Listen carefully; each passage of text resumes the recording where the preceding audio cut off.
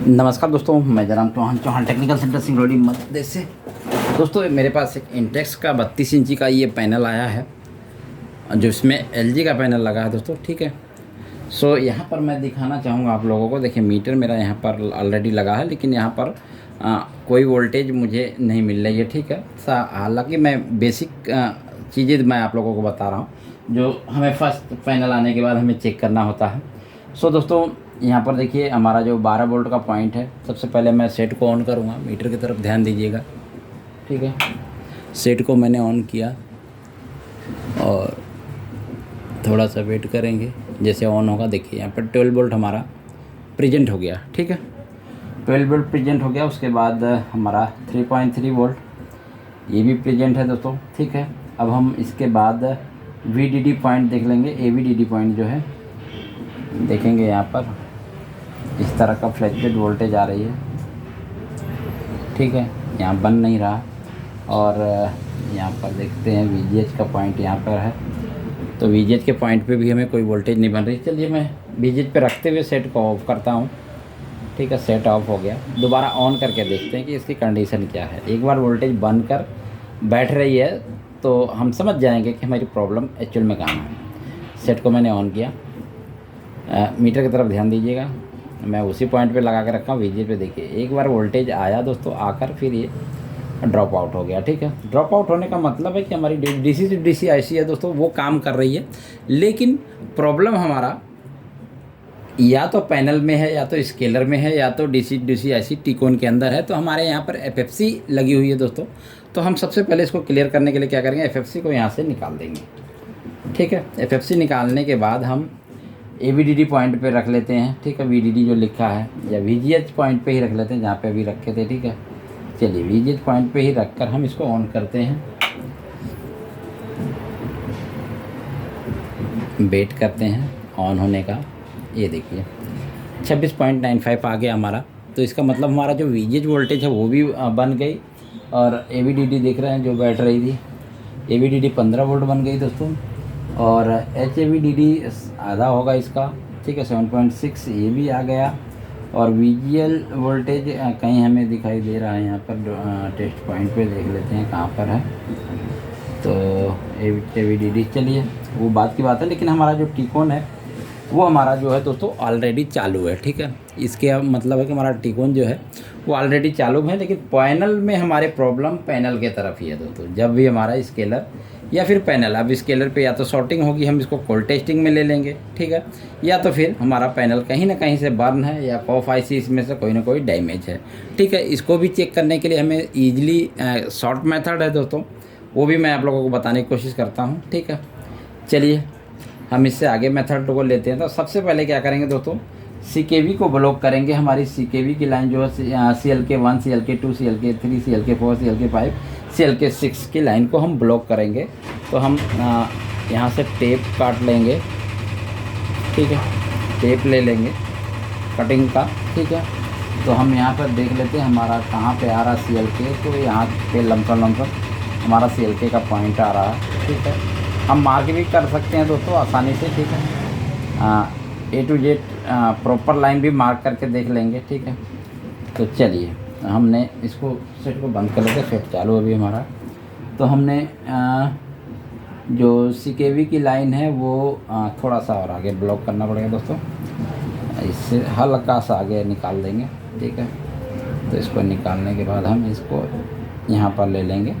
तो ये CLK की लाइन ब्लॉक हो गई। ठीक है, ऑलरेडी लेफ्ट और राइट दोनों तरफ ब्लॉक हो जाएगी दोस्तों। LG का पैनल है तो लेफ्ट और राइट दोनों तरफ के ब्लॉक हो जाएगी। फिर उसके बाद हम कंफर्म करेंगे कि एक्चुअल में हमारी प्रॉब्लम लेफ्ट में है कि राइट में। पहले हमारा टिकोन चालू हो जाए वो हमें देखना है। ठीक है, चलिए तो हम यहाँ से FFC को ऑलरेडी दोबारा से कनेक्ट करके यहाँ पर पुश कर देते हैं। ठीक है, लग गया। अब हम उसी पॉइंट पे AVDD या VGH पॉइंट पे हम यहाँ पर इसको लगा कर रखेंगे और सेट को चालू करेंगे। देखते हैं क्या हमारा प्रॉब्लम है जो वो CLK ब्लॉक करने के बाद दूर होती है। सो देखिए CLK ब्लॉक करने के बाद भी हमारा जो CKV के पॉइंट है वो सेम प्रॉब्लम है दोस्तों। ठीक है, अब एक्चुअल में प्रॉब्लम क्या है, अब ये सोचना है कि अब यहाँ पे प्रॉब्लम क्या है दोस्तों। ठीक है, चलो CLK 6 के बाद जो हमारी आएगी दोस्तों वो VGH, VGL और E1 और STB1, STB2 और V कॉमन की ट्रैक है, ठीक है। तो अब चलिए ये भी कंफर्म करने के लिए, एक्चुअल में है तो पैनल में ही प्रॉब्लम, गारंटी है यहाँ पे निकालने के बाद चालू हो रहा तो पैनल में ही है। तो इससे अगला सेक्शन भी ब्लॉक कर लेते हैं दोस्तों। अगला क्या ब्लॉक करेंगे, गामा तो कर नहीं सकते और दूसरा RADS को कर नहीं सकते, यहाँ पर हमें शॉर्टिंग एक्चुअल में मिलती नहीं है, ठीक है। तो दूसरा कटिंग और हम ले लेते हैं, काट के हम यहाँ पर रख रखे हैं, ठीक है।